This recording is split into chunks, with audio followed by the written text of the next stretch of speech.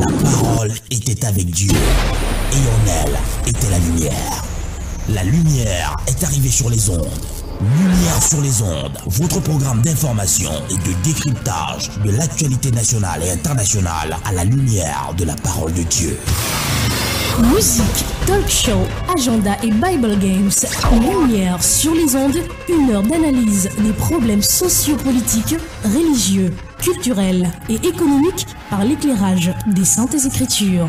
Tous les vendredis 18h30, 19h30, retrouvez Franck Stéphane Levoix et Charlie Bacody sur les ondes de Radio Bonne Nouvelle 99.6 FM. Lumière sur les ondes, le Christ s'invite au débat radiophonique. To give you everything we are. Jésus, viens, nous avons besoin de toi. Alléluia. Jésus, viens, Jésus, viens. Nous t'accueillons, Jésus, viens au milieu de nous. Nous t'accueillons, Jésus, viens au milieu de nous. Saint-Esprit, viens, oui, viens. Nous t'accueillons, Saint-Esprit, au milieu de nous. Nous t'accueillons. Mesdames et messieurs, bonsoir. C'est un plaisir de vous savoir connecté sur les ondes de la Radio Bonne Nouvelle en ce vendredi soir du 20 mai 2016, fête nationale du Cameroun. C'est en 850, l'an 850, en Nutel, en France, qu'on commence pour la première fois à parler des apparitions mariales. De fil en aiguille, l'épiphénomène s'est transformé en un véritable phénomène. De nos jours, on en décompte plus de 100 cas où Marie, mère de Dieu, ou alors mère de Jésus, selon que certains veulent l'appeler, aurait apparu pour délivrer un message et apporter des guérisons miraculeuses. Pour rester tout proche de nous, c'est un mardi 13 mai 1986, dans le village de Nsimalen, situé à 20 km de la ville de Yaoundé, que la Vierge aurait apparu aux enfants, par la suite aux parents, et cela durant 9 jours. 13 mai 1986, 20 mai 2016, 30 ans déjà. Malgré que le temps passe, la destination Nsimalen demeure très prisée par nombreux chrétiens. Elle est d'ailleurs qualifiée de lieu saint où bon nombre témoignent recevoir des miracles. Lumière sur les ondes d'édition de ce 20 mai 2016 va questionner ce phénomène. Apparition mariale, réalité divine ou simple affabulation. Apparition mariale, réalité divine ou simple affabulation, c'est le talk show de ce soir. À thème édifiant, personne ressource, c'est une voix que vous n'avez pas écoutée depuis quelques mois. Ce soir, il est là. Charlie Bacody, bonsoir. Et merci de nous faire l'amitié et l'honneur de cette sainte co-présentation. Bonsoir Franck Stéphane Levoix, mesdames et messieurs, bonsoir. Il m'est choix l'honneur d'être sur ce plateau exceptionnellement en ce 20 mai pour cet autre rendez-vous exceptionnel, Lumière sur les ondes. Un numéro spécial aussi bien sur le fond et sur la forme, car nous parlons d'apparition mariale, un sujet qui semble diviser le milieu chrétien, tant certains estiment qu'il s'agit de simples affabulations, des spéculations, de la diversion, de la superstition. D'autres pourtant y voient des visitations de la mère du Christ venues en esprit porter un message divin. C'est autant de questions que nous allons élucider tout au long de cette édition à la lumière de la parole de Dieu au travers des interventions de nos invités qui sont déjà avec nous dans ce studio. Lumière sur les ondes est une, vous le savez, co-présentation exceptionnelle Charlie Bacody, Franck Stéphane Levoix, avec à la réalisation Babette Doya, prise de son Tonton Théo. Charlie Bacody, nous ouvrons cette autre édition de Lumière sur les ondes avec un chantre. Il s'appelle L'Ifoko du ciel et il chante « Je n'ai jamais vu un homme ». Bonsoir et bienvenue.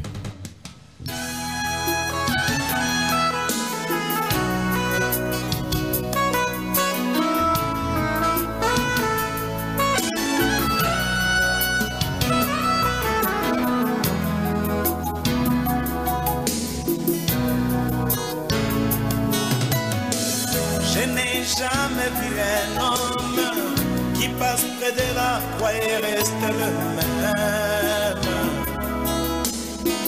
Quelque chose doit se passer dans son cœur.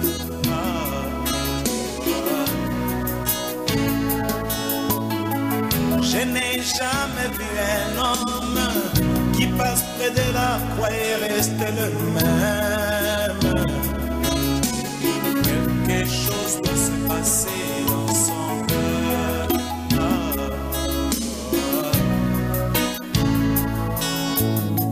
Les hommes amassent de l'argent et ils s'en vont à Jérusalem, là où mon sauveur fut crucifié. Ils s'en vont comme de grands touristes, mais ils rentrent toujours de pêcheurs.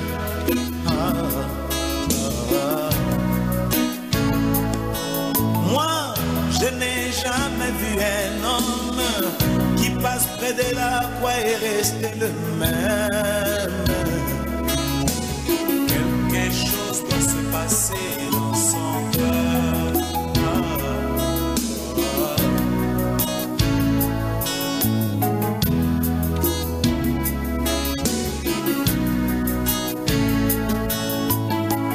Les autres s'en vont dans des églises et ils s'agenouillent devant un morceau de bois.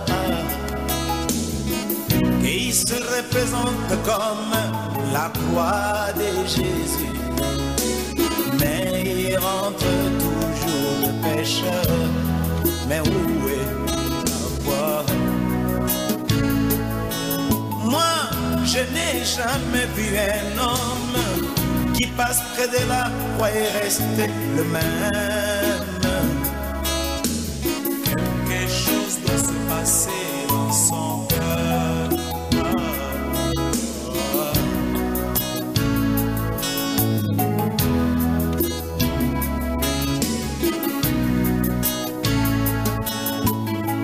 Les autres s'en vont dans des musées et ils peuvent bien attraper cette croix. Mais ce n'est qu'une croix physique. Et où est celui qui pardonne? Et il rentre 3 fois des pécheurs. Mais où est la croix? Je n'ai jamais vu un homme. Depuis le Congo et venant du ciel, l'Ifoko du ciel, le chantre chante Je n'ai jamais vu. Une chanson dont le message est fort évocateur et le thème a été choisi à dessein. Je n'ai jamais vu, d'aucuns diront qu'ils n'ont jamais vu la Vierge Marie, mais d'autres diront mordicus qu'ils ont bel et bien vu, témoignage à l'appui et même parfois avec des photos et des images, la Vierge Marie à Simalène, à Lourdes ou ailleurs, apparition mariale, spéculation ou alors véritable révélation. On en parle ce soir. Franck Sefa, une fois encore, bonsoir. Bonsoir Charlie Bakoudi. Nous avons commencé immédiatement l'émission. L'émission est en direct sur la 99.6. Vous écoutez Radio Bonne Nouvelle. L'émission c'est Lumière sur les ondes. Le thème qui est mis au devant des feux de projecteur ce soir, apparition mariale, réalité divine ou simple affabulation. Je le disais d'ailleurs d'entrée de jeu, Charlie Bakoudi, que c'est en 850 que la première apparition mariale a été observée. C'était en Utel, en France. Et de 850 à aujourd'hui, on a plus de 100 cas d'apparition. On se souvient du 13 mai 1986 où en Simalène, la Vierge Marie aurait apparu. Donc nous allons traiter de ce thème, réalité divine ou alors simple affabulation. C'est avec nos invités qui sont déjà dans ce studio. Ils sont déjà avec nous dans ce studio autour de ces micros pour partager de cette thématique et éclairer nos lanternes à la lumière de la parole de Dieu. Nous commençons par le frère évangéliste Élie Bertrand Chapta Junior qui nous fait l'honneur d'être avec nous un 20 mai. C'est pas donné. Frère Élie Bertrand, bonsoir. Bonsoir Charlie Bakoudi, bonsoir. Je suis également très honoré d'être retrouvé encore dans ces studios, mais de Radio Bonne Nouvelle. L'honneur est partagé. Le frère Élie ne m'a pas dit bonsoir. Chose curieuse quand même. Non, bonsoir Élie. La fête du 20 mai, c'est la fête de l'unité quand même. Ah bon? Absolument. Bonsoir mon frère. Rassurez-vous, nous sommes unis dans ce studio. Oui. À côté d'Élie Bertrand Chapda, nous avons le prophète Georges Guillaume Modjo, de retour de ses longs voyages, qui revient dans ce studio. studio. Bonsoir, homme de Dieu. Ça nous fait plaisir de vous avoir. Bonsoir, Stéphane Mauvois. Bonsoir, Charlie Bakudi. Bonsoir à mon copanéliste Elie. Bonsoir à tous les auditeurs de la radio Bonne Nouvelle. Je suis ravi de vous retrouver dans ce studio une fois de plus. Et justement, Charlie, un troisième invité qui malheureusement avait été annoncé à l'entame de cette émission, mais qui ne pourra plus être là de manière physique, mais on pourra l'avoir à partir de 19h par téléphone. Oui. C'est effectivement l'abbé Liban, qui est prêtre catholique orthodoxe de la paroisse. Sa paroisse se trouve du côté de PK14. Il a été très occupé aujourd'hui, mais il va pouvoir participer à l'émission par téléphone avec nous pour pouvoir également nous édifier sur ce sujet. Apparition mariale, réalité divine ou simple affabulation. Nous entrons dans le débat. Nous entrons dans le débat avec une petite définition pour déjà planter le décor. La plupart des dictionnaires nous renseignent que l'apparition mariale est une vision de Marie, mère de Jésus. C'est vrai que la tradition populaire rapporte des centaines de visions de Marie, mais l'Église catholique romaine, elle, n'en a reconnu que 17 officiellement.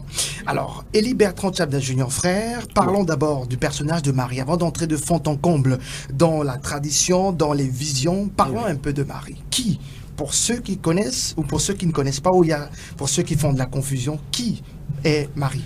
Voilà, merci pour la question. Ce serait un très bon propos introductif pour pouvoir développer ce thème ô combien important pour nos amis les catholiques qui, pour certains, savent exactement qui ils servent dans cette religion et particulièrement cet être, et pour d'autres sont seulement entraînés par l'effet suivisme de la religiosité, et bien pour d'autres par l'aspect visuel de ce qui frappe à l'œil.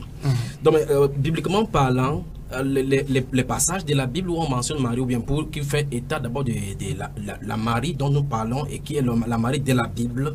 La Marie de la Bible, c'est une jeune fille de la maison de David, dont Luc chapitre 1 et Matthieu chapitre 1 nous fait état, en montrant que c'est une jeune fille simple, vierge, qui a reçu une grâce particulière de la part du Seigneur d'avoir de porter le Messie promis à Israël. Parce que Dieu avait dit dans le livre d'Ésaïe chapitre 7, à partir du verset 14, en donnant la promesse de d'une vierge qui enfanterait. Il n'a pas dit quelle vierge enfantera parce que Dieu lui il donne son plan et il sait qu'il va le faire. Le moment arrivé, il a envoyé son ange et son nom nous dans Matthieu chapitre 1, le verset 18 et suivant dit voici de quelle manière est venu l'enfant Jésus. Il dit, la Bible déclare que Marie étant fiancée à Joseph s'est trouvée enceinte par la vertu du Saint-Esprit. La Bible continue en disant que Joseph, son mari, qui était son époux, qui était un homme juste et qui ne voulait pas la diffamer, voulait comme ça méditer déjà sur le point de rompre leur alliance. Et puis l'ange est venu lui dire que ne crains pas de prendre pour femme Marie, parce que l'enfant qu'elle a conçu vient du Saint-Esprit. Je crois que tout le thème va tourner autour de cela et puis par le développement. Donc Marie, c'est une fille qui avait un homme qui était en relation de mariage là et que Dieu a intervenu. Étant vierge, donc elle a fait une conception à sa virginité sans l'attouchement des noms. Maintenant, la question qu'on va développer, c'est que est-ce que la Marie qui est présentée à l'église catholique aujourd'hui, dont nous parlons de l'apparition, comme le thème le dit, est-ce le mari de l'église catholique de la Bible?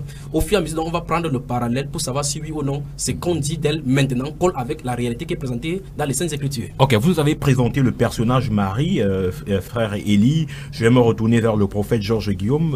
Le personnage est déjà présenté. Maintenant, vous, de manière personnelle, que pensez-vous de ce personnage, de Marie biblique, mère de Jésus-Christ? Moi, en tant que théologien, en tant que pasteur, j'ai une grande estime envers le personnage de Marie parce que Dieu a fait passer son fils. C'est-à-dire, la Bible est claire, Luc et Matthieu s'accordent là-dessus par rapport à ce qu'il a dit tout à l'heure. Ça veut dire que Marie a trouvé grâce devant la face du Seigneur parce qu'elle était une vierge, elle était une fervente servante du Seigneur et Dieu a voulu l'utiliser pour sauver l'humanité tout entière. Et la prophétie d'Isaïe s'accomplit 700 ans après l'annonce de l'arrivée du Messie dans le monde. Quand tu lis le livre d'Ésaïe chapitre 7 à partir du verset 14.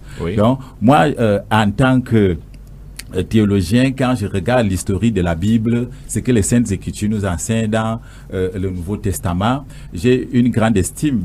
C'est-à-dire parce que Dieu l'a utilisé. Moi, en tant que serviteur de Dieu, je voudrais aussi que le Seigneur peut-être me confie une tâche de plus en dehors de l'évangélisation que je fais depuis que je suis serviteur de Dieu. Donc, Marie, en tant que personnage biblique, il a sa place selon l'historique de la Bible.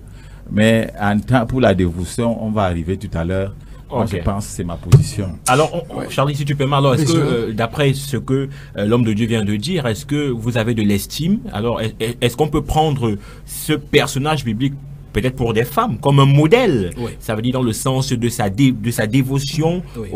au Seigneur, dans le sens même de sa foi. Et est-ce que ça peut être un modèle aujourd'hui pour nous chrétiens du 21e siècle? Si modèle de femmes, il y en a plein dans la Bible. Oui. Il y a, la Bible, remarquez bien paradoxalement que l'apôtre Pierre, parlant dans 1 Pierre au chapitre 3, disant aux femmes qui doivent être soumises à leur mari, n'a pas pris l'exemple de Marie, Bien a sûr. pris l'exemple de Sarah. Oui. Vous voyez effectivement que Dieu présente les modèles. Tous les acteurs et les actrices de la Bible ont des caractéristiques dont Dieu a présenté afin que les êtres humains puissent en trouver solution. Nous allons voir par exemple le cas de Dina qui était l'une des filles du patriarche Jacob. Oui. Nous avons vu effectivement que c'est une fille qui était calme mais qui a été violée parce qu'elle a quitté la famille pour aller se promener. Ou Lydie dans les Actes des Ou Apôtres. Lydie dans les Actes des Apôtres justement, sûr. ou bien Dorcas. Vous voyez Dorcas, effectivement, oui. les femmes sont présentées ainsi pour qu'on puisse avoir. La Bible déclare que ces choses sont écrites pour notre instruction. Ok. Donc ce n'est pas seulement Marie sur laquelle on doit se focaliser. Pour la petite Non, mais histoire, attends, pour rester dans ma question, est-ce Oui. que le personnage Marie est un modèle? non, c'est un modèle. C'est un Ok, modèle. C'est un modèle c'était en fait ça. C'était en fait ça la question posée. Charlie Bakodi. D'accord, je rappelle que l'émission sera interactive tout à l'heure à partir de 19h. Vous pourrez participer en direct au 243 07 56 32 pour apporter votre contribution à cette émission. Alors, pasteur Georges Guillaume Medjo, comment on se rend compte que les apparitions de la Vierge suscitent un certain attrait, de l'engouement, de l'extase, de l'émotion, de l'enthousiasme? Les gens sont contents, sont joyeux. Comment expliquer cette, cette exaltation que suscite l'apparition de Marie? Moi, je pense qu'il faut bien comprendre quand nous étudions les différents courants théologiques dans la faculté, on nous a parlé de la théologie catholique, c'est-à-dire la théologie catholique est focalisée sur les dogmes. L'apparition, quand tu vois, on parle d'apparition aujourd'hui, Marie doit être universelle comme Jésus-Christ. Elle ne fait qu'apparaître dans des églises catholiques romaines. Vous allez constater que la dévotion mariale qu'on débat aujourd'hui, pour moi, c'est un dogme. Le nom, comment dire, l'évocation des saints dans cette église, c'est un dogme.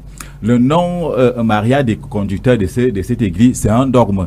Le purgatoire, c'est un dogme. Ça veut dire que ça n'a rien à voir avec la parole de Dieu. Oui. C'est de ça qu'il est question. Donc, nous avons, la parole de Dieu est claire. Christ nous dit dans les évangiles, je suis le chemin, la vérité et la vie. Il n'y a pas deux chemins pour atteindre Dieu.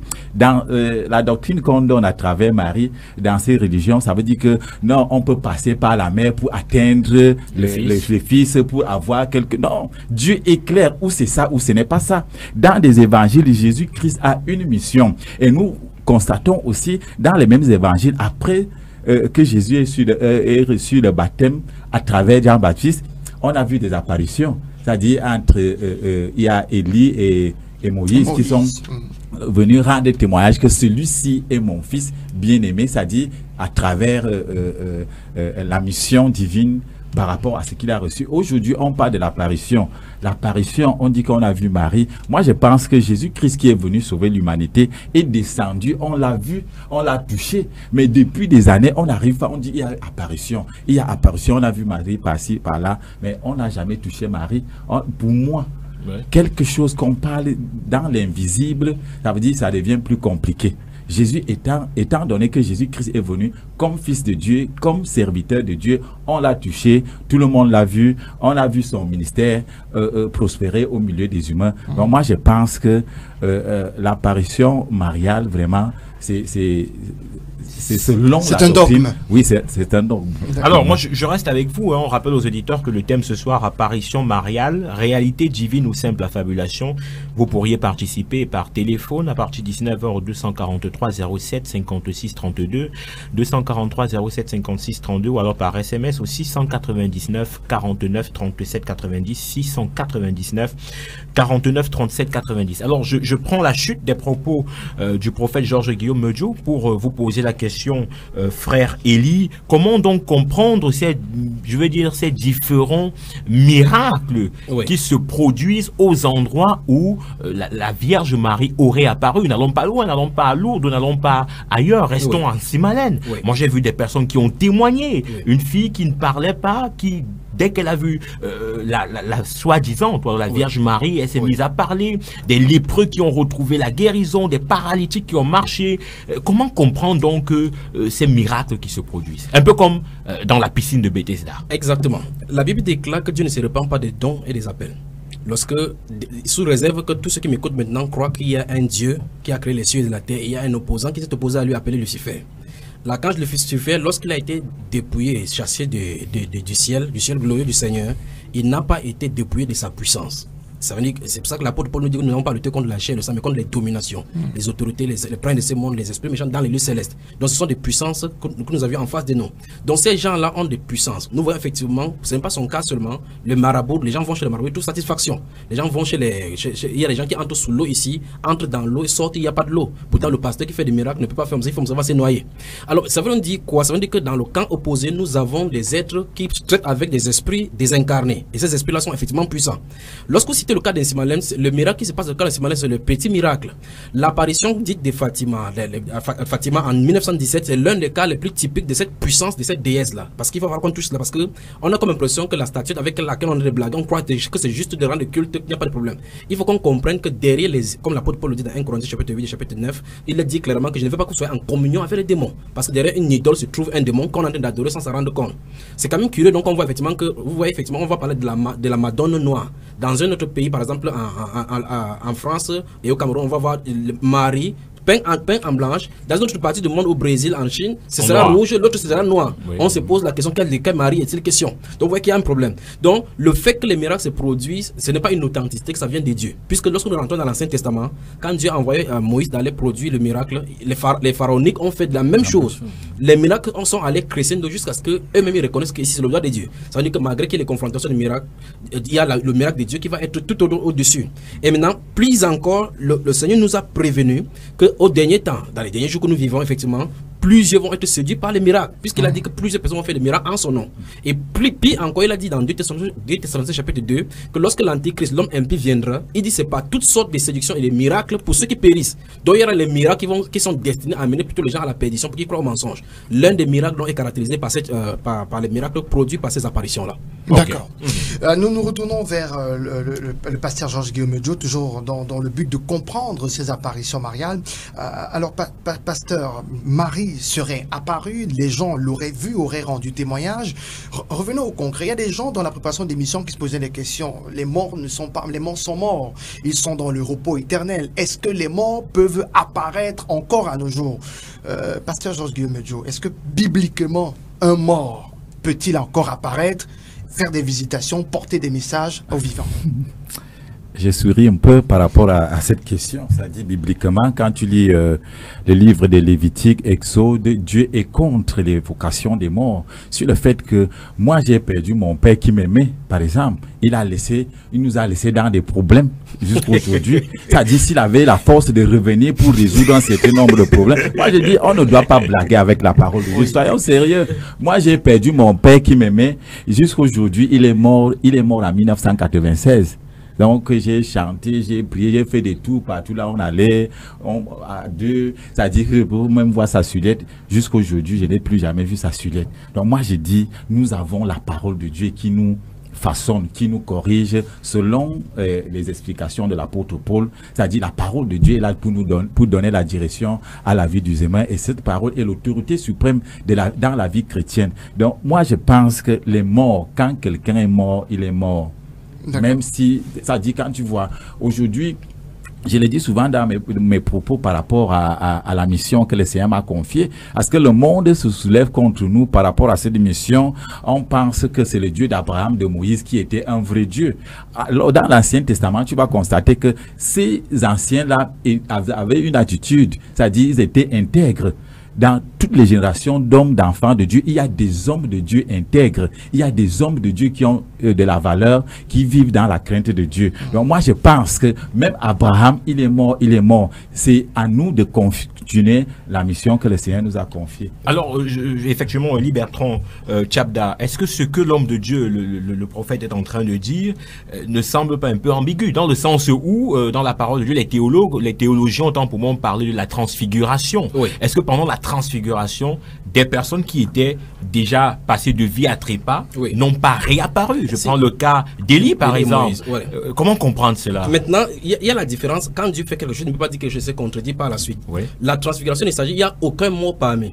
La Bible nous réfère effectivement que Moïse était mort, puis il a été ressuscité. Puisque la Bible déclare dans Jude chapitre 1, verset 9, que l'archange Michaël est venu porter son corps, donc il n'est pas resté dans la mort. C'est différent. Il est passé là-bas pour montrer effectivement, les deux étaient là pour montrer effectivement que tôt ou tard, il y aura des gens qui seront vivants. Comme le cas d'Élie qui était vivant, était enlevé. Et puis quand les gens qui seront morts en croyant en Dieu, qui vont être ressuscités, les deux étaient représentés là pour montrer que ceux qui vivent en ayant l'expérience vont être enlevés et ceux qui sont morts avec l'expérience vont également être enlevés pour être devant le Seigneur de gloire. C'est ce qui est présenté là-bas. Il ne s'agit pas de le thème de Marie. Mais la question de Charlie Bakwedi au prophète soulève une ambiguïté. Parce qu'en réalité, les dogmes de l'Église catholique disent que Marie n'est pas morte.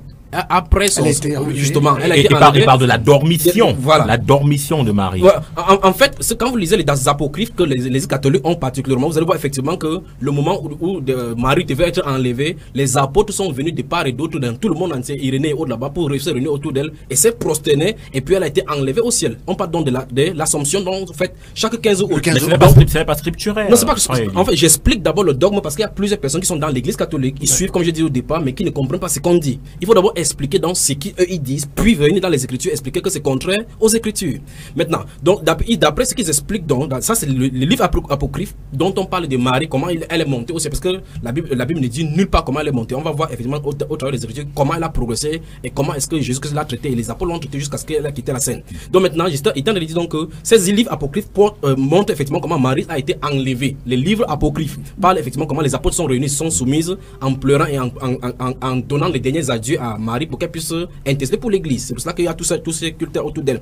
Je tente de dire donc que le culte autour de Marie parle il y a un dogme particulier qui dit par exemple qu'elle n'est pas morte après son séjour terrestre. Vu qu'il y avait d'abord un dogme préalable de l'Immaculée Conception. Il y a l'Immaculée Conception et puis cette doctrine qui dit effectivement que Marie a été conçue, c'est dans les questions, Marie a été conçue lorsque son père et sa mère sont partis de façon surnaturelle, de façon de la grâce parfaite de Dieu. Dieu a préservé Marie du péché originel. Non mais c'est quand même terrible. Pourtant nous voyons effectivement dans la Bible comment la Bible déclare dans Romains chapitre 3 versets 9 et 10 que nous avons déjà démontré que soit les Juifs soit les Grecs sont tous sous l'empire du péché. Et l'apôtre Paul dit au verset 23 que tous ont péché et sont privés de la gloire de Dieu. Mais eux ils sortent un dogme longtemps après, 1000 ans après, pour dire que les maris de façon magique et spirituelle de la part de Dieu avaient été conçus sans péché originel. Pourquoi? On est en train de se focaliser sur la personne Marie. Mais permettez-moi de faire un stop avant d'avancer. Lorsque nous sommes en train de parler dans mes propos ici, j'ai dit qu'il va falloir qu'on fasse la différence entre cette Marie cette soi-disant Marie qui apparaît, puis le mari de la Bible. Le stop que je vais faire, c'est pour dire d'abord le mari de la Bible, la mère du Seigneur Jésus-Christ n'est pas celle qui apparaît et ni celle dont l'Église catholique parle. Il faut que ça soit clair. Tout à l'heure, vous avez parlé dans votre introduction de l'apparition qui a commencé dans les années 850 jusqu'à cette ère. Mais d'abord, sous le pape Libère, dans les années 300, il y avait ces simulacres qui commençaient. Et encore plus bas, nous voyons cela dans la Bible. Si nous voyons effectivement là où Marie a été sanctionnée mère de Dieu, Théolokos, donc celle qui enfante de Dieu. Quand nous voyons là où ça a été sanctionné, c'est au concile d'Éphèse en 431 sous Nostérios. Nous voyons effectivement que c'est le peuple qui a sanctionné Marie parce que Nostérios a protesté contre cela, mais il ne pouvait rien. Il a dû sanctionner que Marie est la mère de Dieu. Souvenez-vous, j'ai dit, c'est en 431 au concile d'Éphèse et c'est dans la ville d'Éphèse. Curieusement, souvenez-vous de ceci. Dans Actes chapitre 19, à partir du verset 20 jusqu'au verset 28, nous voyons effectivement quand l'apôtre Paul est entré en Asie, il est allé à Éphèse confronter cet esprit. Toute la population, une fois de plus, s'est levée et on dit que grande est la déesse, la Diane d'Éphèse. C'est donc toute l'Asie, tout le monde entier réveille. Donc c'est une déesse qui est depuis dans cette même ville. Et souvenez-vous, la Bible nous dit qu'une nation change-t-elle son Dieu? La Bible pose la question, la nation ne peut pas changer son Dieu. C'est pour ça que même si Israël soit désobéissant, le Dieu d'Israël, c'est quand même le Dieu d'Abraham, le Dieu d'Isaac et de Jacob. Donc par conséquent, la ville d'Éphèse, qui avait Diane pour déesse, n'a pas changé. Diane a changé son nom en mutant. Effectivement, cette mutation est venue parce que le culte de la déesse Diane, c'est un culte mère et enfant. C'est issu de l'Égypte ancienne puis de la Babylonie qu'on a vu, c'est quelque chose de cette similitude. Et cette similitude donc a permis à l'Église catholique d'incorporer donc cette doctrine païenne donc au milieu de l'Église en donnant pour Marie cette divinité-là. Puis et nous allons retracer cela, Dieu voulant, jusqu'à dans l'Ancien Testament. Oui, je rappelle que le père Jules Libam sera avec nous en ligne dans quelques minutes tout à l'heure pour donner également sa contribution à ce sujet très intéressant. Nous apprenons davantage dans ce studio. Pasteur Georges-Guillaume Dio, à la suite de l'évangéliste Tchabda, doit-on considérer Marie au même titre que que tout le monde? Ne devons-nous pas accorder à Marie un statut spécial du fait qu'elle est quand même la mère du Christ, du fait qu'elle est quand même la mère du Seigneur, qu'elle a une grâce particulière, elle est salue entre toutes les femmes? Est-ce qu'on doit, au regard quand même de cela, ne pas donner une place un peu plus supérieure à Marie par rapport à tout? Supérieure par exemple à Paul, supérieure par exemple à Pierre, à Joseph, même son époux. À Joseph, son époux, même si c'est contre les dires de Paul qui vient plus tard nous dire que la femme doit être soumise à son mari et que le mari est le chef. Parce qu'il y a quand même ça. Est-ce qu'on doit considérer Marie au même titre, alors on doit quand même lui donner un statut un peu particulier? Moi, je pense, quand je lis, je parcours les Saintes Écritures, il n'y a pas en Jésus ou en Dieu, c'est-à-dire de l'ancienne alliance jusqu'à la nouvelle alliance, il n'y a pas de statut particulier. C'est-à-dire, à cette époque-là, Dieu... Nous allons, ok, oui, allez-y. À cette époque-là, Dieu a utilisé les serviteurs de Dieu. Pourquoi on ne donne pas un statut particulier à Moïse? Moïse, il a fait un grand travail de délivrer tout un peuple. Absolument. Donc, ça fait que... Alors, nous allons prendre le père, sans vouloir vous couper, le père Liban qui nous appelle en direct. Allô, bonsoir.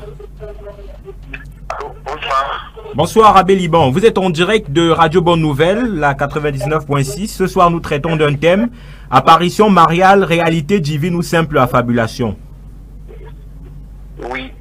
Apparition mariale, réalité divine ou simple quoi? Affabulation. Affabulation, oui, voilà. Je tiens d'abord à saluer tous les auditeurs de Radio Bonne Nouvelle, oui, qui nous écoutent maintenant, c'est important. Il faut comprendre ici que les apparitions mariales peuvent avoir un sens pour ceux qui croient, en ces éléments. Vous savez, dans l'Église catholique, nous croyons à la présence de la Sainte Vierge Marie, tout simplement parce que Moïse a servi Dieu et il a été accepté dans le royaume. Il est accepté, il a servi, il a été accepté. Et Marie, en 1950, déjà, le pape XII a décidé que Marie aussi était une divinité pour pouvoir représenter valablement la mère de Dieu, comme le disait Marie-Madeleine. D'où me vient-il que la mère de Dieu vienne me rendre visite? Et avec plusieurs apparitions que Marie a eues et des guérisons miraculeuses, des messages venant d'elle, alors le pape XII a trouvé mieux de pouvoir célébrer ce qu'on appelle l'Assomption, dans l'élévation de Marie. Donc, pour les personnes qui vivent l'apparition de Marie, je ne dirais pas non. Ces apparitions existent. Et ces apparitions ont une connotation. La connotation des apparitions de Marie, c'est juste des connotations pour élever la foi. Ce n'est pas pour ajouter un plus, mais surtout pour élever la foi en Jésus-Christ. Pas la foi en Marie, mais la foi en Jésus-Christ.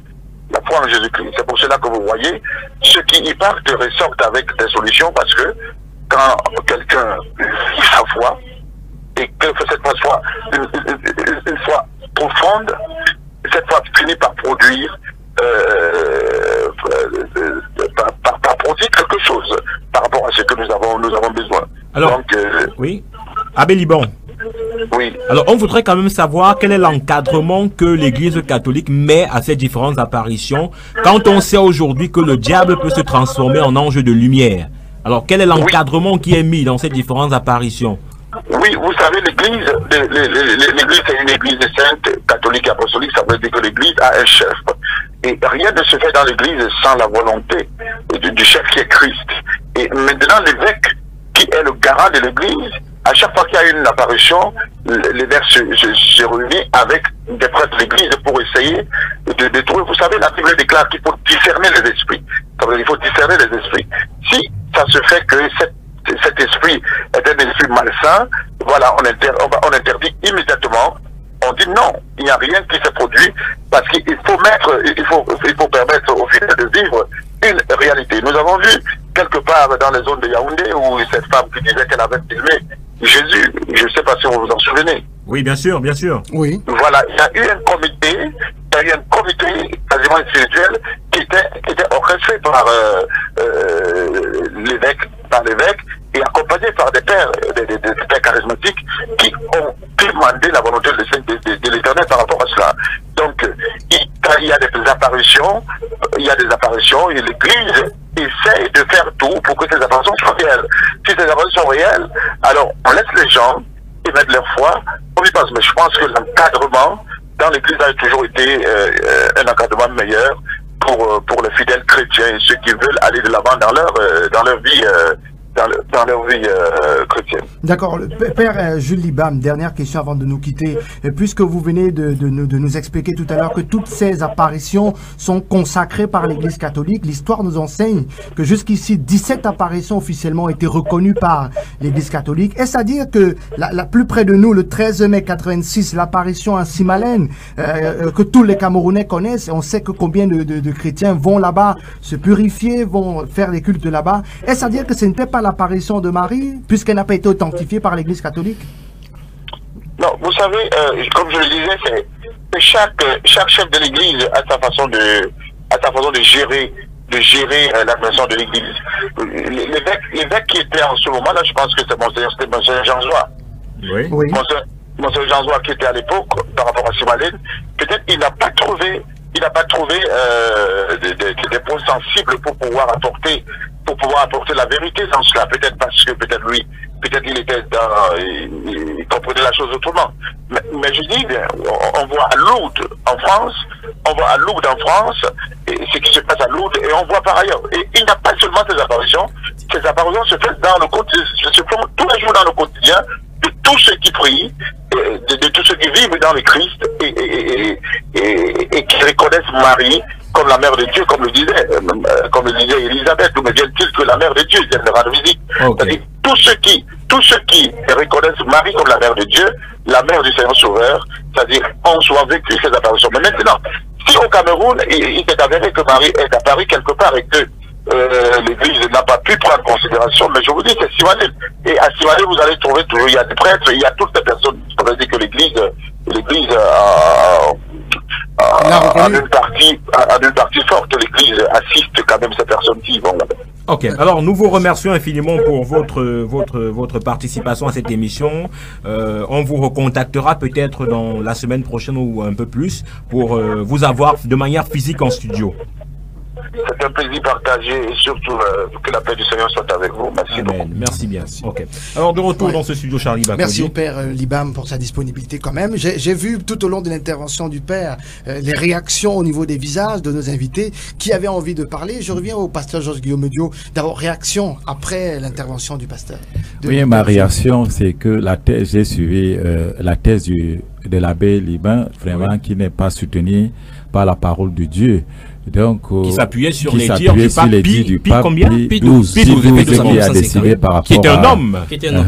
Donc, moi j'ai dit, nous avons la parole de Dieu.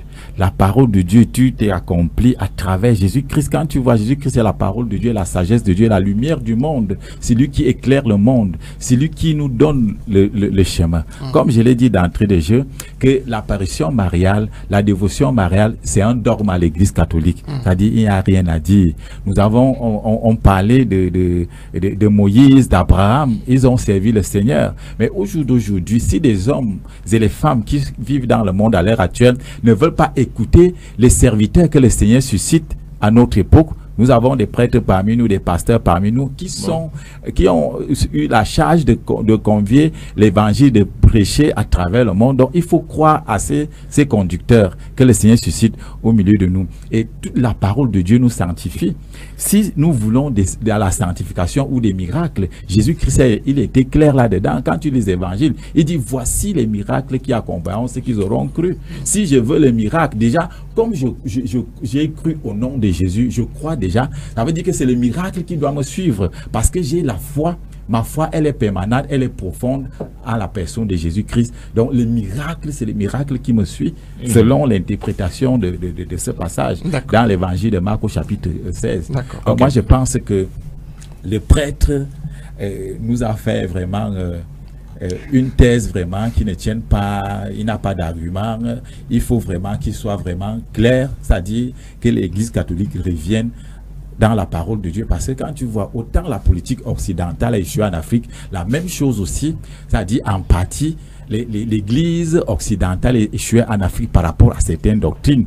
Parce que quand tu regardes ce qui se passe, ce n'est pas la vérité, en fait.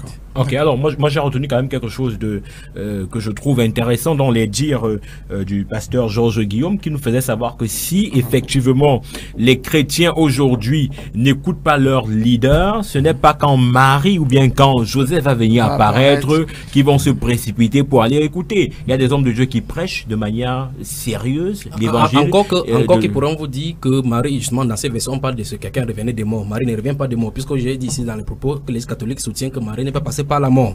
Et par conséquent, elle est montée avec un corps glorieux.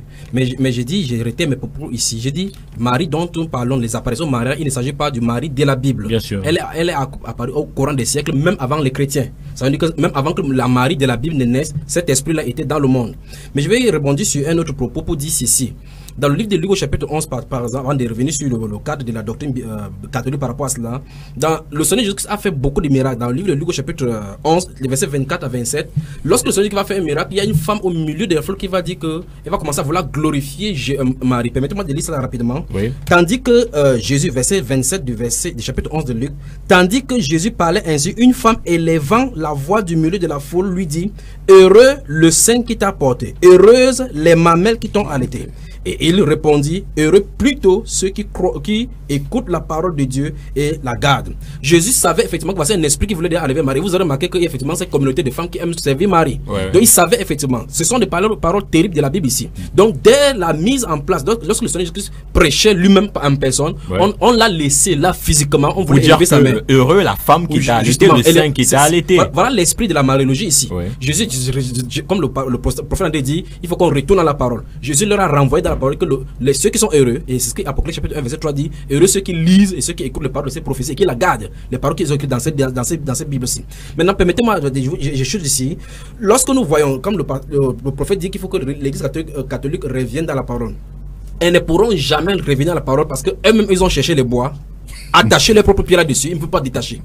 Ils ont les doctrines telles que l'infaillibilité papale, pontificale par exemple. Lorsque le pape parle ex cathedra, c'est-à-dire que dans la chair, en tant que représentant de la successeur de l'apôtre Pierre, il ne fait pas d'erreur et ce qu'il dit est infaillible parce qu'il est soutenu par le Saint-Esprit. Et donc, au fur et à mesure, sur cette dogme-là, vont être construits beaucoup de dogmes qui sont contre les Écritures. L'un des dogmes de l'Église qui fait le socle de l'Église catholique, c'est le fait que, en dehors de la parole, ils ont ce qu'on appelle donc la tradition. Donc la tradition transmissible est interprétée par le magistère. Et le magistère, donc, c'est celui qui est vivant, le représentant du successeur vivant d'après eux, sous la forme de la successeur de Pierre, qui est un mensonge. Donc c'est un tissu de mensonge. Et par conséquent, donc l'Église catholique peut s'en sortir parce qu'ils sont obligés d'aller dans la Bible quand ça les arrange et sortir de la Bible quand ça les arrange. Or maintenant, il faut qu'on entende. C'est pour ça que je voulais souhaiter que ces prêtres-là soient ici, pour qu'ils nous disent si oui, ils croient à la totalité de la transmission de la révélation. Parce qu'il faut quand même expliquer à la lumière de la parole de Dieu. Je rappelle que l'émission interactive, vous pouvez appeler au 243 0756 32, la procédure de reconnaissance ou alors d'attestation de la véracité de cette apparition. La procédure elle est simple, on nous dit que c'est l'Église catholique qui engage sa responsabilité en reconnaissant telle ou telle apparition. Elle le fait après de longues enquêtes très minutieuses et c'est l'évêque du diocèse où ont lieu les apparitions qui se prononcent. Donc là, ce sont des enquêtes qui sont menées par des hommes, des enquêtes qui ne sont pas bibliques, ce sont les hommes qui mènent des enquêtes. Comme on a entendu le prêtre dire que c'est le responsable. Voilà. Et l'évêque se prononce, il peut ne pas se prononcer comme c'était le cas de Monseigneur Jean Zois, il restait silencieux. Donc c'est totalement subjectif. Mais tout autour de lui, les gens ont dit effectivement qu'il a accepté, mais pas de façon officielle. Ce qui fait que ça a créé tout autour un culte et que les fidèles... Finalement, il a accepté ou il n'a pas accepté? Enfin, il a accepté officieusement, il a accepté officiellement. Mais par rapport à les points dont tu parles, par rapport, j'aimerais soulever dans ce que vous venez de dire dans votre propos, justement, dans ces enquêtes-là, deux thèses, parce qu'ils ont dit il y a 4 critères particulièrement qui en tous là. Parmi les 4 critères, il y en a 2 qui sont intéressants. Les 2, c'est un, il ne faut pas que ça éloigne de la foi, ça doit booster la foi, comme le prêtre qui a appelé l'a dit. Le deuxième, c'est qu'il ne faut pas que ça embrigade ou bien ça cesse de la continuité des Écritures. Et justement, parmi ce deuxième point qui est cité, montre clairement que ce point-là devait être suffisant pour eux pour arrêter toutes ces apparitions. Parce que d'après ce que nous allons voir dans les Écritures, 1, Marie n'est pas montée au ciel. 2, Marie est morte. 3, Marie avait du péché. Toutes ces choses-là, puisque ça discontinue avec les Écritures, on devrait, sur ce point-là, que eux-mêmes ils ont choisi, devraient arrêter toutes ces histoires des apparitions. Alors, Charlie Bakouli, quand même, pour faire une petite synthèse de ce qu'on a dit depuis pratiquement 45 minutes, on comprend de par nos auditeurs que la Marie qui apparaît serait un esprit qui a même apparu bien avant la naissance de Marie. Justement, même avant la naissance de Jésus. Ce n'est pas la Marie biblique, la mère de Jésus-Christ qui revient sous forme d'apparition. Je l'ai dit d'ailleurs que le diable se transforme en ange, en ange de lumière. Donc là, quand même, pour que les auditeurs en soient édifiés, il faut que ce soit clair là-dessus. Si vous permettez, il va falloir que nous montrions aux auditeurs que c'est eux-mêmes qui enseignent que cette Marie-là ne vient pas de Dieu, que ce n'est pas la Marie de Jésus. Si vous permettez, il faut qu'on montre cela aux auditeurs, que c'est l'église catholique elle-même qui enseigne que celle qu'on appelle Marie n'est pas celle qui est révélée, qui est dans la Bible. Donc ils essaient de prendre les versets de ça et là pour pouvoir coller à elle. Si on ne fait pas cela et on le dit de façon subjective comme ça là, on pourra dire que c'est juste une dénonciation calomnieuse. Donc je tiens entre mes mains et sous réserve que vous, puisque nous sommes pas à la télévision, que vous attestez parce que vous êtes le conducteur ici, il s'agit du compendium abrégé pratique officiel du catéchisme catholique de l'église catholique. C'est signé par le pape qui est mort, on ne sait pas quand il est mort, on veut nous flatter là, de Benoît XVI. C'était par Benoît XVI. Il n'est pas encore mort. Voilà. Il n'est pas encore mort. Mais c'est ce que le journal nous dit. Mais là, je prends la page 186, je crois que c'est sous votre regard. Oui, bien sûr. Les gens récitent cela chaque jour dans les cultes.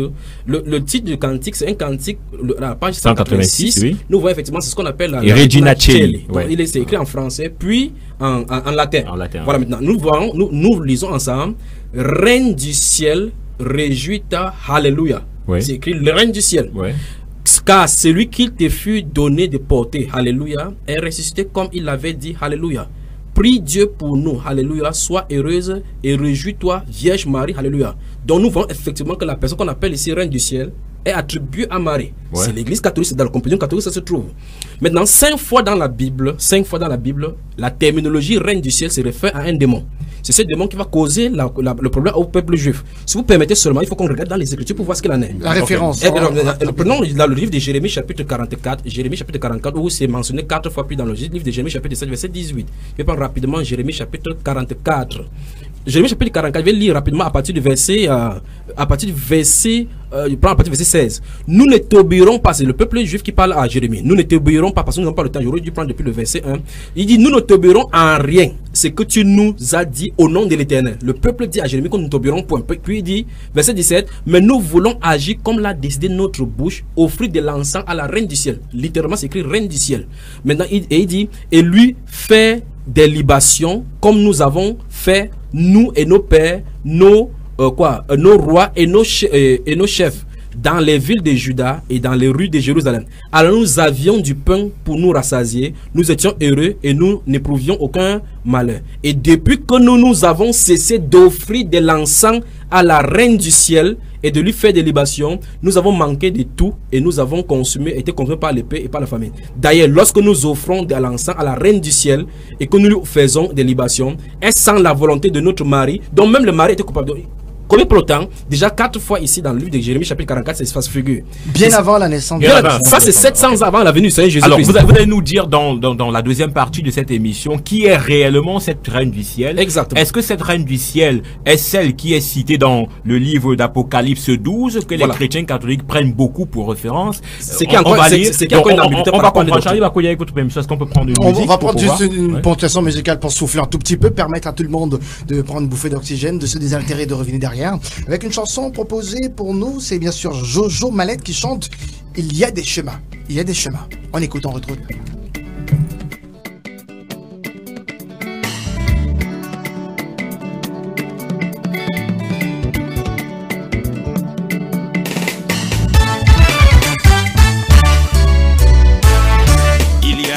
chemins, il y a des chemins. Et quel chemin choisir? Il y a des chemins. Il y a des chemins. Il y a des chemins. Mais quel chemin choisir? Il y a des chemins. Il y a des seigneurs. Il y a des seigneurs. Mais quel seigneur choisir? Il y a des seigneurs. Il y a des seigneurs. Il y a des seigneurs. Des seigneurs. Il y a des seigneurs. Mais quel choisir? Mais quel seigneur choisir? Il y a des seigneurs. Il y a des rochers. Il y a des rochers. Mais quel rocher choisir? Jésus est le vrai rocher. Des chemins. De retour dans ce studio avec Babette Doya qui est à la mise en onde de cette émission qui est effectivement encadrée par tonton Théo, l'homme au doigt d'or. Charlie Bacody, ce soir nous parlons d'apparition mariale, réalité divine ou simple fabulation.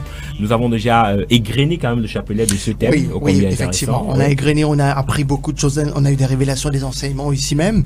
La détermination de Marie, reine du ciel. Oui. Il ne s'agirait pas, d'après ce qu'on vient de lire là, à l'instant, de Marie, mère du Seigneur, parce que les écrits remontent à Jérémie, qui a vécu près de 800 ans avant la Marie, la mère du Seigneur. On peut pas parler de Marie, mère de Jésus. Absolument. Et on remarque également une différence dans le comportement des deux personnages, Franck. La Marie du Nouveau Testament, la mère du Seigneur, est une femme quand même humble, qui, de son vivant, n'a pas souvent pris le devant de la scène. Marie, mère de Jésus, ne s'est jamais autoproclamée quoi que ce soit. Elle n'a jamais pris, elle a toujours laissé son fils. La preuve, elle dit aux noces de Cana, faites ce qu'il vous dira de faire. Bref, elle se met en retrait. Et contrairement à celle qu'on voit maintenant, qui est une déesse qui est célébrée, à qui on rend des cultes. Est-ce qu'il s'agirait de la même personne là, pasteur? Non, non, pas du tout. Tel qu'on voit les attitudes. C'est une simple affabulation, comme on l'a dit selon le thème de l'émission. Donc, quand tu vois, nous avons des Saintes Écritures, on doit se référer selon l'enseignement de notre Seigneur Jésus-Christ. Ça veut dire que les 4 évangiles nous démontrent, nous détaillent même, c'est-à-dire la profondeur du ministère terrestre de notre Seigneur Jésus-Christ. Donc, il est hors de question qu'on dise que Marie, à gauche, à droite. Moi, je pense que notre foi, c'est selon ce qui a été dit par notre Seigneur Jésus-Christ de Nazareth. Ok, alors on prend ce message qui va peut-être relancer le débat. Bonsoir Franck, bonsoir Charlie et bonsoir à tout le panel. Je ferai mention d'un fait, toujours par rapport à ce dogme qui prête à confusion. J'ai fait une lecture de l'une de ces apparitions, précisément à l'île Bouchard, où elle dit, je cite, l'auditeur ouvre les guillemets, je suis la co-rédemptrice. Est-ce que je suis la co-rédemptrice, fin de citation, est-ce que la Marie de la Bible qui a passé son temps terrestre à se soumettre à l'autorité de Jésus-Christ pourrait plus tard apparaître et s'affirmer comme co-rédemptrice? Ça, c'est le Wilfried Nounet qui signe le message. Un autre message qui nous est arrivé au 699 49 37 90. Lorsque Marie apparaît à Catherine Labouré, à la rue de Vac en France, le 18 juillet 1830, elle donne à celle-ci une médaille qu'elle nomme la médaille du miracle et lui dit: quiconque priera tous les jours avec cette médaille à 13 heures, la Vierge obtiendra des grâces de la Vierge. Que doit-on penser d'une telle déclaration? Est-ce Marie, mère de Jésus, ou tout simplement un démon? Le message est signé de Marius Ganchop. Lorsque nous avons lu dans le compendium de l'Église catholique lui-même, qui signifie qu'il nous donne de la terminologie reine du ciel. Remarquez que dans la Bible, il n'y a pas la terminologie roi du ciel. Il y a une seule fois dans le livre de Daniel chapitre 4 mentionné le roi des cieux, parlant de Dieu qui est le tout-puissant des créateurs. Mais maintenant, souvenez-vous de ceci. Il faut que vous voyez ces subtilités. La Bible déclare que Dieu est le roi des cieux, parce qu'il y en a plusieurs. Et on dit que Marie, c'est la reine du ciel. Si on dit qu'on est la reine du ciel, c'est tout naturellement qu'on l'appelait mère de Dieu, et puis à un moment donné, femme de Dieu. Parce que en fait, il faut qu'on explique aussi à nos amis qui nous écoutent maintenant, qu'il y a plusieurs fractions même de l'église catholique romaine. Il y a ce qu'on appelle l'église vieille catholique, et puis récemment, en 1966, à l'issue du concile du Vatican II, où plusieurs apostasies, contraires même aux enseignements catholiques, sont entrés, et plusieurs papes sont entrés, ont été appelés les antipapes. Maintenant, avec les franciscains et les dominicains, les gens sont sont séparés, d'où l'église orthodoxe. Vous voyez effectivement qu'ils ont la fête de la Mère Dieu le 1er janvier, alors que l'autre c'est le 6. C'est qu'il y a une contradiction entre eux-mêmes. Donc ce qui veut dire, c'est que lorsque le compédium lui-même, l'Église catholique enseigne que la reine du ciel est Marie, et que nous savons que la personne qu'on appelait reine du ciel, c'est cette personne qui a vécu 900 ans. Nous voyons effectivement qu'il faut être aveugle pour ne pas admettre qu'on vient en train de nous faire une supercherie. Donc il faut que nos amis catholiques, les prêtres savent effectivement donc de quoi il est question. Je m'adresse à tous ceux-là qui nous écoutent, les fidèles catholiques, parce que lorsqu'on le dit comme ça, il dit que nous sommes là pour juger. Nous sommes là pour leur donner la vérité, parce que la vérité c'est la parole. Parce qu'ils sont égolanés de l'écriture, tout au long des écritures, depuis l'an 325, avec Constantin le païen qui a appelé le premier concile de Nicée, au fur et à mesure, on va ajouter donc le mensonge aux écritures, selon au fur et à mesure des écritures. Et ceux qui vont sortir comme nous pour prêcher l'écriture en leur disant de venir à l'ordre, ils vont les tasser d'hérétiques et poursuivre avec les inquisitions et autres. Oui, mais frère évangéliste, je veux quand même un peu relativiser pour être un peu équilibré. Le pasteur Georges Guillaume va rebondir derrière sur la question. Oui. C'est vrai, on devrait rester figé sur les écritures, saintes écritures pour comprendre la vie de Marie, mais il y a quand même un mystère qui réside sur la mort de Marie. Marie n'est certes peut-être pas montée au ciel comme on veut nous faire comprendre, mais Marie est-elle morte? Voilà. En fait, est-ce qu'il y a une référence biblique qui nous parle de la mort de Marie? Il y a une référence silencieuse qui dit que tout être qui vit doit mourir. C'est une référence silencieuse. Et une autre règle de l'écriture dit clairement que lorsque la Bible ne dit rien, on ne dit rien. Lorsque c'est tait, on se tait. C'est aussi simple que possible. On les enseigne là au séminaire et à l'école théologique. Mais comme ils sont tellement ils disent qu'ils sont successeurs des apôtres. Et les apôtres disent qu'on ne va pas au-delà de ce qui est écrit. Mais eux, ils vont au-delà de ce qui est écrit, étant les successeurs des apôtres. Donc ce qui veut dire tout simplement, pour passer la parole à mon copanéliste, c'est qu'il faut que chacun comprenne que Dieu va appeler chacun en juge au jugement face à face avec lui. Il n'y aura pas un prêtre ni un pape. Eux-mêmes sont en train de souffrir là-bas. Ils savent effectivement ce qui les attend. Alors, pasteur Georges Guillaume Medjo, 30 ans après l'apparition de Marie en Simalène, c'était en 1986, nous sommes en 2016, beaucoup qui nous écoutent n'étaient pas encore nés. 30 ans après, des personnes continuent à aller faire des pèlerinages dans ce lieu qui est taxé de saint. Il y a même une piscine aujourd'hui où des personnes se lavent. Je l'ai vu de mes yeux. Les malades se lavent, ils plongent un peu comme dans l'Ancien Testament avec la piscine de Bethesda, et des personnes disent recevoir des guérisons. Quel est votre commentaire par rapport à tout ce qui s'entretient dans cette banlieue ou alors dans ce village de Simalène? Vous savez, je l'ai dit d'entrée de jeu que l'église catholique, c'est un courant qui s'est implanté en Afrique depuis des années aujourd'hui. C'est-à-dire, par rapport à ces témoignages, il y a des gens qui sont là, qui se comportent, c'est-à-dire au niveau des conducteurs de cette église, comme des hommes politiques. C'est-à-dire, il faut vanter l'église, il faut donner des témoignages, des analyses. Moi, je pense que par rapport à ces témoignages, si nous voulons des miracles, il faut expérimenter la parole de Dieu. Moi, chaque jour, j'expérimente la parole de Dieu, et je dis toujours que Dieu, la foi, Dieu par ses mots. Ça veut dire que tout ce que Dieu a dit dans sa parole, ça peut s'accomplir dans ta vie si tu as la foi. Donc nous n'avons pas besoin d'aller à Lourdes, d'aller en Simalène pour plonger ainsi de suite et tout. Ça veut dire au fur et à mesure, Dieu se révèle aux hommes de Dieu, aux servants du Seigneur d'une manière à une autre. Raison pour laquelle vous allez constater que certains hommes de Dieu, ça dépend de la révélation qu'il a reçue, mais tout dépend. Parce qu'au jour d'aujourd'hui, nous parlons de Marie, nous parlons de ce qui se passe en Simalène. Il y a des gens, des hommes et des femmes qui sont en connexion avec l'Esprit de Dieu. Et quand Christ part, il fait la promesse quand tu lis des évangiles, que je ne vous laisse pas orphelin. Si je continue à rester au milieu de vous, le Saint-Esprit ne va pas descendre. C'est ça la parole de Dieu. Les restes là, on va dire que non, telle est apparition, telle est montée, descendue. Notre foi est basée sur la personne de Jésus-Christ. Et quand tu crois en Jésus, le Saint-Esprit vient habiter dans le cœur du croyant. Et ce Saint-Esprit qui nous donne la capacité de recevoir et les miracles et de mieux interpréter les Saintes Écritures et de mieux aussi les mettre en pratique, parce que le Saint-Esprit a une double mission ou bien plusieurs tâches. C'est-à-dire, il rend témoignage que celui-ci est devenu enfant de Dieu, que celui-ci, il révèle le péché au croyant, il convainc le péché. Et moi, je pense que nous devons s'atteler à la parole de Dieu et se rendre compte que tout ce qui sort de la parole de Dieu, c'est une vérité. Frère Élie Bertrand Tchadda, on a compris finalement au sortir de ce débat qu'il ne s'agit pas de Marie, la mère de Jésus, celle dont on parle en grande pompe.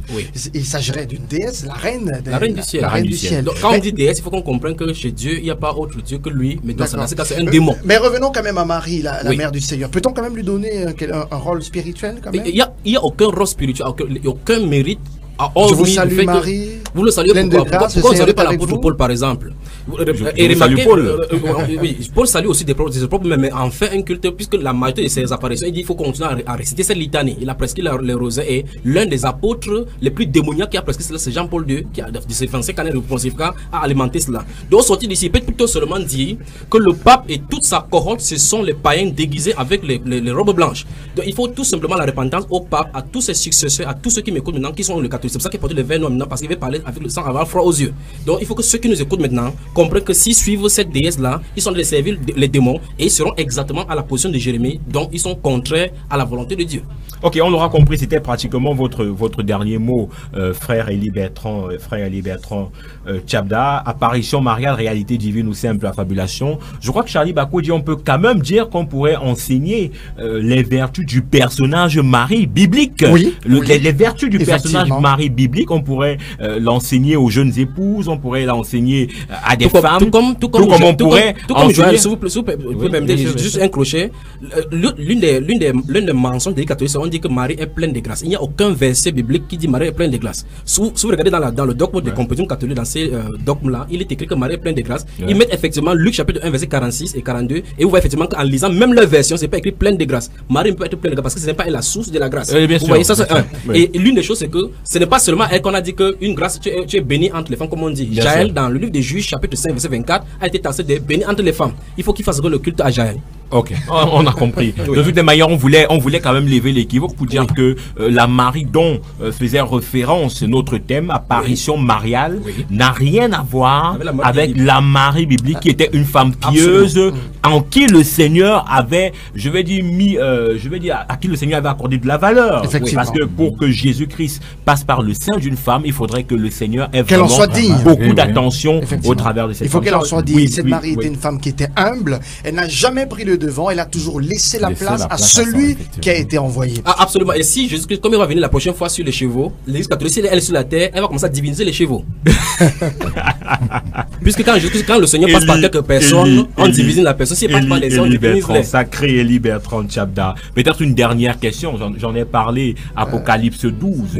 Qui est donc cette femme que nous représente l'Apocalypse chapitre 12? Dans Apocalypse chapitre 12, il est question là-bas, lorsqu'on parle des dragons, la femme avec les 12 étoiles, nous voyons effectivement qu'il s'agit d'Israël là-bas. Il ne s'agit pas ça n'a rien avec Marie, parce qu'à cet instant-là, Jésus est parti au ciel. Il dit qu'il y a un signe qui s'est présenté dans les cieux. Il s'agit d'Israël là-bas qui enfante le fils qui doit être avec une verge de fer. Alors c'est juste une image qui est présentée à Jean. Ok, homme de Dieu, votre dernier mot par rapport à ce thème, qu'est-ce que vous dites à ceux qui nous écoutent? Ce que moi j'ai dit, ce que je donne comme conclusion, c'est que Marie, c'est une affabulation par rapport à la dévotion mariale et aux apparitions. Nous avons des saintes écritures et la promesse est dans les saintes écritures, c'est tout ce qu'elle peut dire. Pasteur Georges Guillaume Medjo, merci infiniment d'avoir accepté notre invitation. Merci Élie Bertrand Tchadda pour votre disponibilité. Merci Franck Stéphane Levoir. Merci Charlie Bakodi, vous repartez à Yaoundé incessamment, je crois. Oui, incessamment. Merci d'avoir. Vous n'allez pas apparaître aussi en Simanen alors. Non. Merci pour l'accueil chaleureux surtout. Merci. Ok, merci à tous les auditeurs qui nous ont écoutés. Nous pensons à Mathieu Baemi, nous pensons à Wilfried Nounet, nous pensons à Marius Danchop, nous pensons à tous ceux-là qui nous ont écoutés.